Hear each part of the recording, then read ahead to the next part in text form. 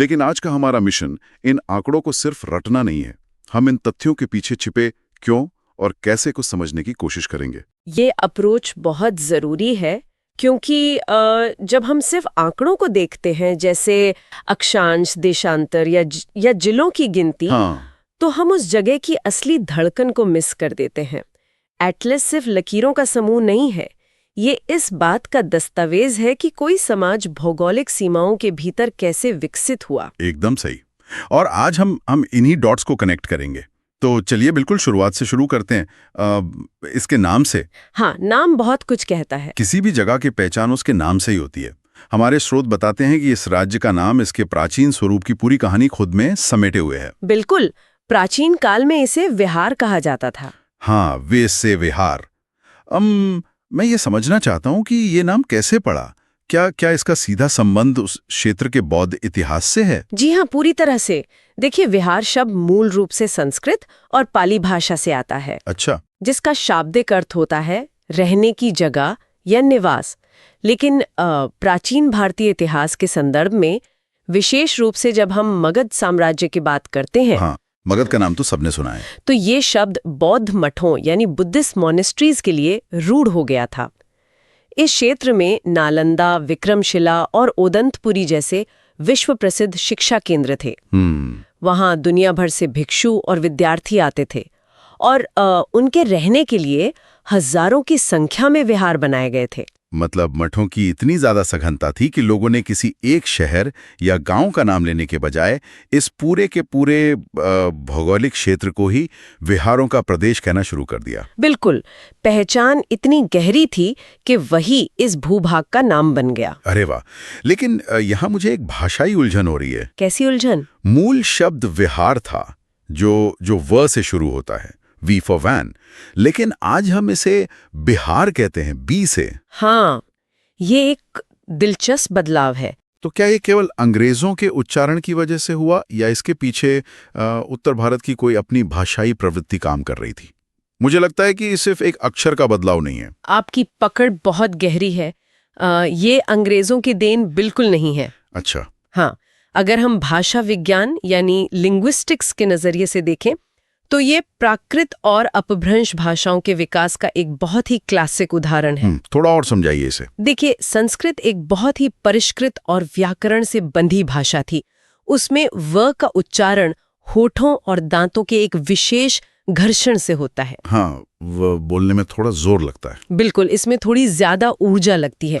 लेकिन जब भाषा आम जनता के बीच पहुंचती है, तो वो उच्चारण को सरल और सहज बनाने की कोशिश करती है। यानी ब का उच्चारण आम बोलचाल में थोड़ा मुश्किल था, इसलिए वो धीरे धीरे ब में बदल गया। सटीक शब्दों में यही हुआ।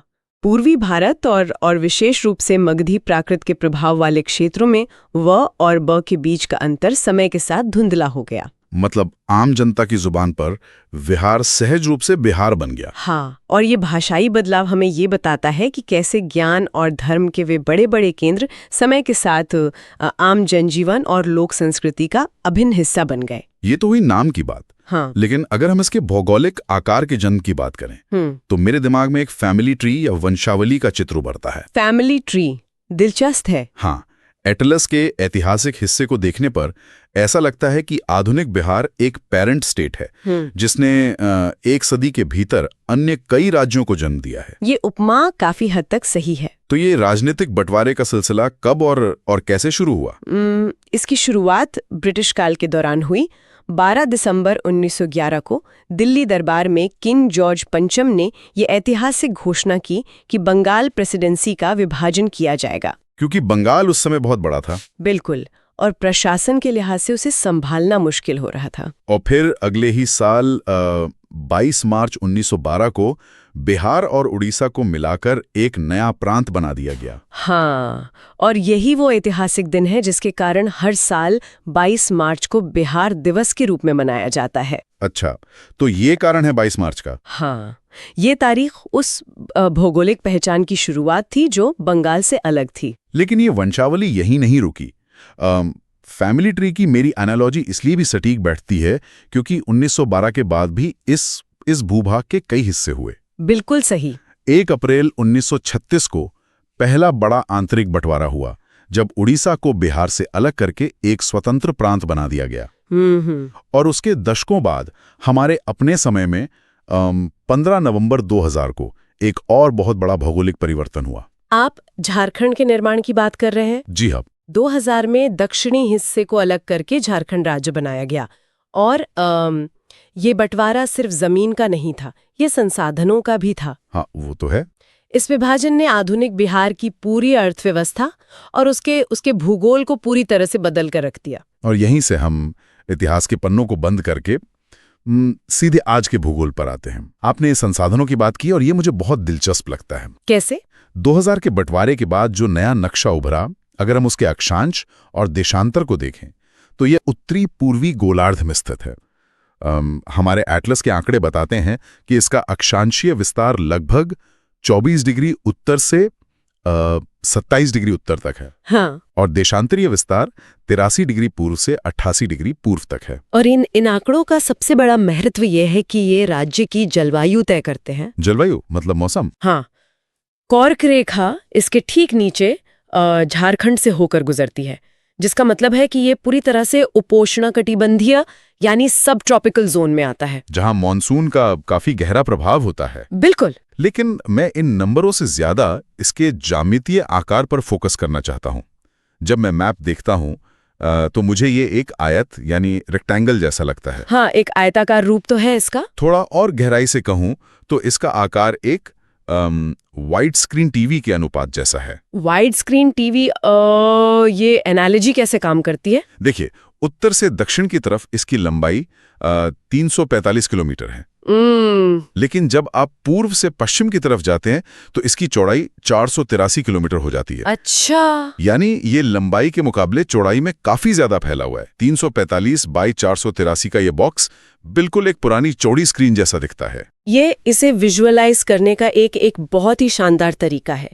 और इस स्क्रीन के 4 मुख्य बिंदु या सीमांत जिले हैं। हाँ, वो कौन से हैं? सबसे उत्तर में पश्चिमी चंपारण, सबसे दक्षिण में गया, सबसे पश्चिम में कैमूर और सबसे पूर्व में किशनगंज। और ये पूरा का पूरा बॉक्स एक लैंडलॉक्ड राज्य है। बिल्कुल, लैंडलॉक यानी चारों तरफ सिर्फ जमीन, कोई समुद्री किनारा नहीं। और इसी जमीन के टुकड़े पर एक बहुत बड़ा विरोधाभास मौजूद है। क्षेत्रफल के हिसाब से ये पूरे भारत का सिर्फ 2.86% हिस्सा कवर करता है। हाँ, जो कि बहुत ज्यादा नहीं है। इसका कुल क्षेत्रफल 94,163 वर्ग किलोमीटर है, जो इसे भारत का 12वां सबसे बड़ा राज्य बनाता है। लेकिन जब मैं जनसंख्या का आंकड़ा देखता हूं तो कहानी पूरी तरह पलट जाती है। हाँ, यहीं पर भूगोल का सबसे बड़ा तनाव नजर आता है। जमीन के मामले में 12वें स्थान पर होने के बावजूद यहाँ की कुल जनसंख्या लगभग 10.41 करोड़ है, जो कि एक बहुत बड़ा नंबर है। जनसंख्या के मामले में ये उत्तर प्रदेश और महाराष्ट्र के बाद भारत में तीसरे स्थान पर है।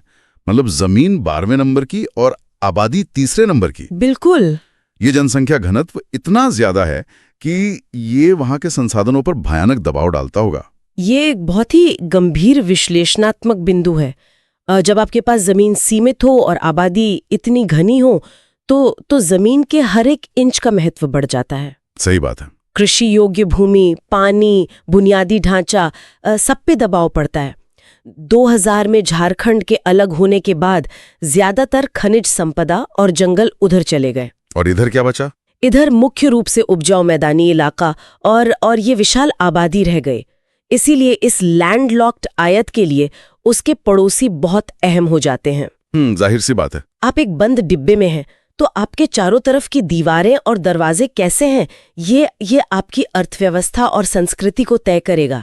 यह एक बहुत ही तार्किक बात है। तो चलिए इस आयताकार बॉक्स की चारों दीवारों यानी इसकी सीमाओं को डिकोड करते हैं। चलिए। हमारे स्रोत के अनुसार कुल 22 जिले ऐसे हैं जो बाहरी सीमा साझा करते हैं।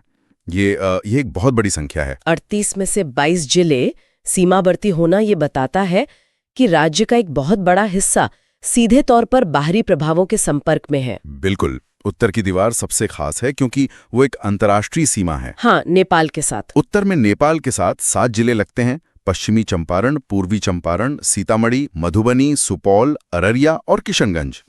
वहीं पश्चिम में उत्तर प्रदेश के साथ 8 जिले लगते हैं और दक्षिण में झारखंड के साथ भी 8 जिले अपनी सीमा साझा करते हैं। पूर्व की बात करें तो पश्चिम बंगाल के साथ 3 जिले लगते हैं। इन सीमाओं का अध्ययन करते समय हमें सिर्फ जिलों की गिनती नहीं करनी चाहिए, बल्कि ये देखना चाहिए कि ये सीमाएं कितनी छिद्रपूर्ण या पोरस है। पोरस से आपका मतलब? जैसे नेपाल के साथ एक खुली सीमा है, जिसका मतलब है रोजमर्रा के स्तर पर व्यापार, शादियां और सांस्कृतिक आदान प्रदान होता है। हाँ, और यहीं पर मैंने डेटा के अंदर एक पैटर्न नोटिस किया है।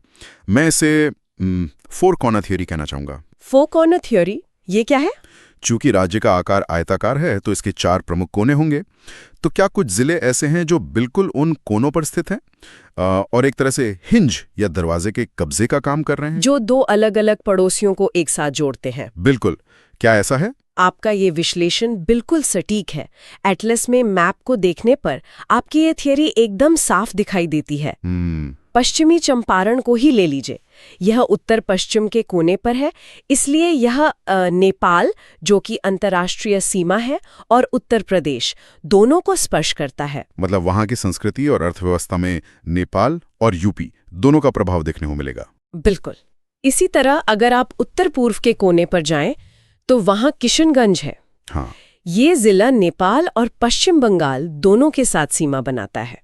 वहां की भाषा और रहन सहन में नेपाली और बंगाली दोनों संस्कृतियों की झलक मिलेगी। और अगर नीचे दक्षिण की तरफ आएं तो दक्षिण पश्चिम के कोने पर रोहतास है, जो उत्तर प्रदेश और झारखंड दोनों को छूता है, और दक्षिण पूर्व के कोने पर कटिहार है, जो पश्चिम बंगाल और झारखंड दोनों के साथ सीमा साझा करता है।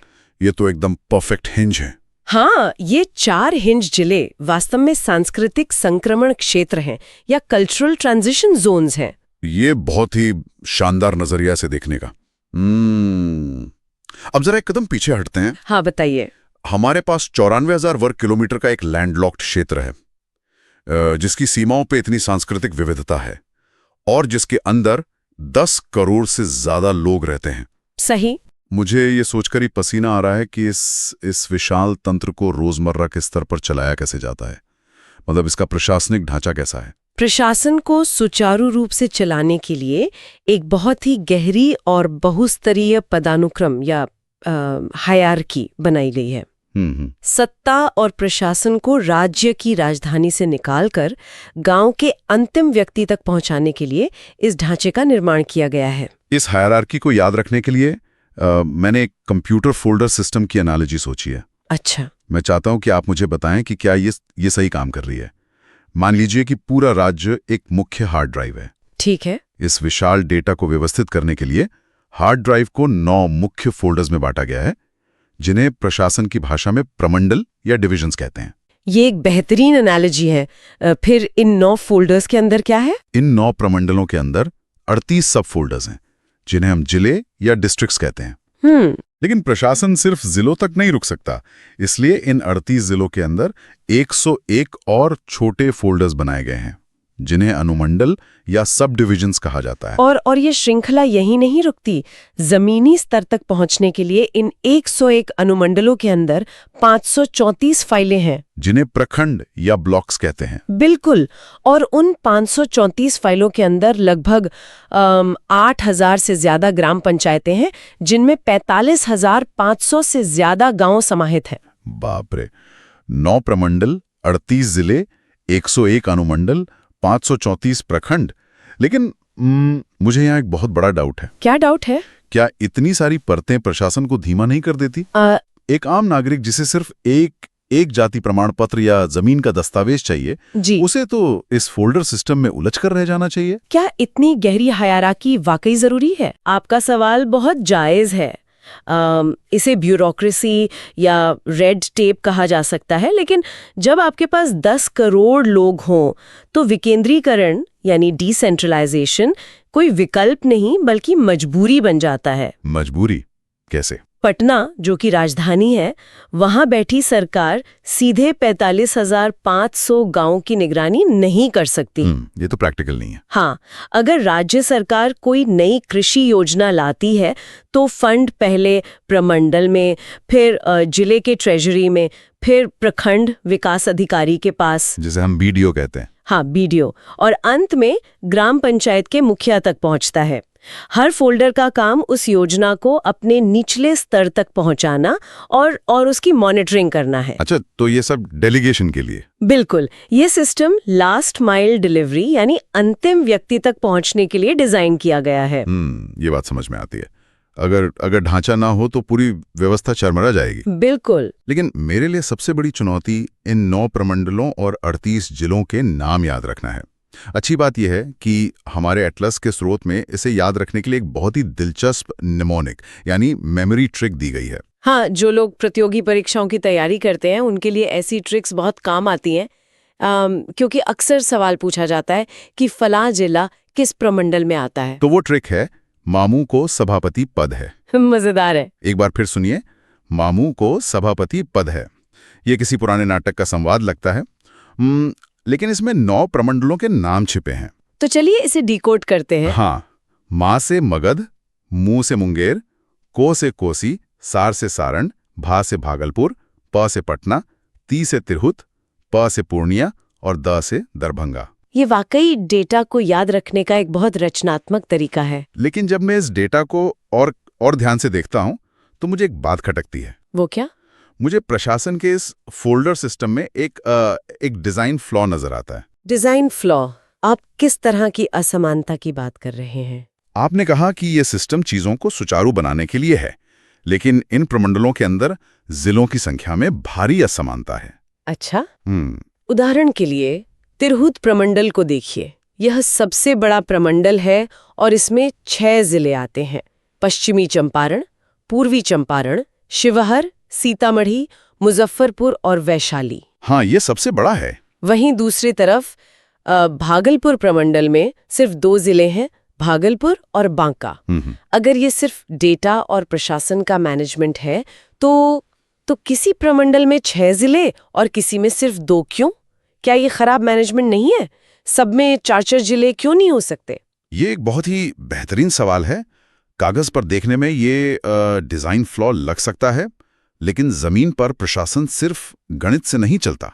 तो फिर किस चीज से चलता है? प्रमंडलों का बंटवारा कई चीजों पर निर्भर करता है। पहला है भूगोल और नदियां। नदियां प्राकृतिक सीमाएं बनाती हैं। आप एक ही प्रमंडल के 2 जिलों को ऐसी नदी के आर पार नहीं रख सकते जहां मानसून के समय आना जाना ही कट जाए। अच्छा, तो प्राकृतिक बाधाएं एक बड़ा कारण है। बिल्कुल। दूसरा कारण है ऐतिहासिक समानताएं। जिन इलाकों का इतिहास और संस्कृति सदियों से एक रही हैं, उन्हें एक ही प्रमंडल में रखा जाता है ताकि प्रशासनिक फैसले वहां की संस्कृति से मेल खाएं। ये भी मेक सेंस करता है। और तीसरा और सबसे महत्वपूर्ण कारण है जनसंख्या का घनत्व, आबादी का दबाव। हाँ, हो सकता है कि जिस प्रमंडल में केवल 2 या 3 जिले हों, वहां की कुल आबादी किसी 5 जिलों वाले प्रमंडल के बराबर हो। ओहो, आप समझ आया। प्रशासन का मुख्य उद्देश्य जमीन पर राज करना नहीं है, बल्कि लोगों तक सेवाएं पहुंचाना है। इसलिए प्रमंडलों का आकार क्षेत्रफल से ज्यादा लोगों की जरूरत और पहुंच के आधार पर तय किया जाता है। यानी ये कोई कंप्यूटर का फोल्डर नहीं है जिसे आप मनचाहे तरीके से काट छांट सकें। बिल्कुल नहीं। पटना प्रमंडल में भी 6 जिले हैं: रोहतास, कैमूर, बक्सर, भोजपुर, पटना और नालंदा। क्योंकि ये ऐतिहासिक रूप से एक बहुत ही घनी आबादी वाला और महत्वपूर्ण कॉरिडोर रहा है। सही। और मगध प्रमंडल में 5 जिले हैं। ये सब एक बहुत ही सचेत और सोची समझी व्यवस्था का हिस्सा है। बिल्कुल। इतिहास, भूगोल और लोगों की जरूरतें मिलकर ही इस प्रशासनिक नक्शे को आकार देती हैं। तो हमने इस विशाल आयताकार बॉक्स के जन्म, इसकी सीमाओं, इसकी जटिल भूगोल और इसके फोल्डर सिस्टम रूपी प्रशासन को अच्छी तरह से खंगाल लिया है। हाँ, काफी डिटेल में बात हो गई। लेकिन कोई भी राज्य सिर्फ लकीरों, आंकड़ों और सरकारी दफ्तरों से नहीं बनता। इन 38 जिलों और 45,000 गांवों के बीच धड़कती हुई एक सांस्कृतिक आत्मा भी होती है, जो इन सबको एक पहचान देती है। बिल्कुल। हमारे स्रोत के अंतिम हिस्से में राज्य के प्रतीकों की चर्चा है। मैं चाहता हूं कि हम सिर्फ इन प्रतीकों की लिस्ट ना पढ़ें, बल्कि ये समझें कि इन्हें ही क्यों चुना गया है। राज्य के प्रतीक किसी भी समाज के मूल्यों, उसके पर्यावरण और उसकी जड़ों का आईना होते हैं। जब कोई राज्य अपना प्रतीक चुनता है तो वो बताता है कि वो खुद को किस रूप में देखता है। सही बात है। अगर हम भाषा से शुरुआत करें तो प्रथम राजकीय भाषा हिंदी है और द्वितीय राजकीय भाषा उर्दू है। ये सीधा संकेत है उस गंगा जमुनी तहजीब का जहां विभिन्न संस्कृतियों ने सदियों तक एक साथ निवास किया है। अब अगर हम फ्लोरा और फौना यानी पेड़ पौधों और जीव जंतुओं की बात करें तो मुझे यहाँ का चुनाव बहुत जमीनी और व्यवहारिक लगता है।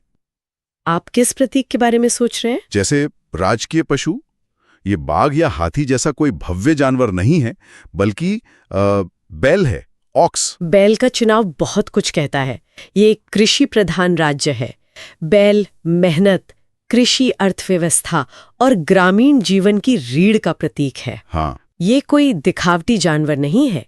ये एक ऐसा साथी है जिसके बिना किसानी संभव ही नहीं थी। बिल्कुल। और पक्षी के मामले में भी यही बात नजर आती है।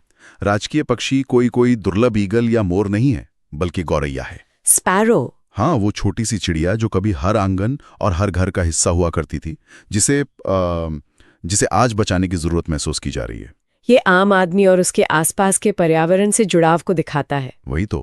वही अगर हम राजकीय मछली की बात करें तो वो मांगूर है। मांगूर अपनी विपरीत परिस्थितियों में भी जिंदा रहने की क्षमता यानी रेजिलियंस के लिए जानी जाती है। शायद ये भी राज्य की जनता के संघर्ष करने की क्षमता को दर्शाता है। प्रतीकों में ये जो साधारणपन और जमीनी हकीकत है, यही इसकी असली ताकत है। अगर आप राजकीय पुष्प को देखें तो वो गेंदा है, मैरीगोल्ड। हाँ, एक ऐसा फूल जो हर छोटे बड़े उत्सव, हर घर की पूजा में इस्तेमाल होता है। और त्योहारों की बात करें तो सबसे प्रसिद्ध और प्रमुख त्योहार छठ है। बिल्कुल, छठ का नाम तो सबसे ऊपर आता है। ये सिर्फ एक कर्मकांड नहीं है, बल्कि ये प्रकृति, ढलते और उगते सूर्य और जल निकायों के प्रति एक गहरा आभार व्यक्त करने का तरीका है। ये एक ऐसा पर्व है जो पूरी तरह से इकोलॉजी पर आधारित है। लेकिन इन सब में जो सबसे शक्तिशाली प्रतीक मुझे लगा, जिसने मुझे वापस हमारी चर्चा की शुरुआत में लाके खड़ा कर दिया, वो क्या है? वह है इसका राजकीय चिन्ह और राजकीय वृक्ष। आप बोधि वृक्ष और पीपल की बात कर रहे हैं? जी हाँ, राजकीय वृक्ष पीपल है और राजकीय चिन्ह बोधि वृक्ष है। दो स्वास्तिक के बीच स्थित एक पवित्र पेड़। हाँ। आज की पूरी चर्चा की शुरुआत हमने विहार शब्द से की थी, यानी बौद्ध मठ, जहां ज्ञान और सत्य की खोज होती थी। और ये बोधि वृक्ष वही पेड़ है जिसके नीचे भगवान बुद्ध को एनलाइटनमेंट यानी आत्मज्ञान प्राप्त हुआ था। बिल्कुल। क्या ये अद्भुत नहीं है कि हजारों साल अनगिनत राजनीतिक बदलावों और 3 बार अपने भूगोल को कटते हुए देखने के बाद भी इस भूभाग ने अपनी सबसे गहरी पहचान उसी ज्ञान के वृक्ष में सुरक्षित रखी है? यही इतिहास की सबसे खूबसूरत बात है। प्रशासन बदल सकता है, सीमाओं पर नई लकीरें खींची जा सकती हैं, झारखंड या उड़ीसा जैसे नए राज्य जन्म ले सकते हैं, लेकिन जो चीज नहीं बदलती वो है भूमि की मूल चेतना। सही कहा। विहार से लेकर बोधि वृक्ष तक का ये सफर ये बताता है कि राज्य का असली डीएनए उसकी ज्ञान की विरासत में है। बिल्कुल। एटलस के ये सभी आंकड़े सिर्फ परीक्षा में पास होने का जरिया नहीं है, ये इस बात का सबूत है कि एक समाज कैसे अपनी जड़ों को थामे रखते हुए भविष्य की ओर बढ़ता है। बहुत ही सही कहा आपने।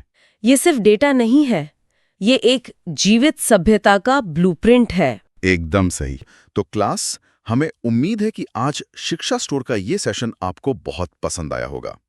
जाने से पहले वीडियो को लाइक करें, अपने दोस्तों के साथ शेयर करें, चैनल को सब्सक्राइब करें। हमें आपके कमेंट्स का इंतजार रहेगा। अगर आपको इस वीडियो के हस्तलिखित नोट्स और बोर्ड पीडीएफ चाहिए तो आप शिक्षा स्टोर टीम के व्हाट्सएप नंबर 7672883382 पर संपर्क कर सकते हैं।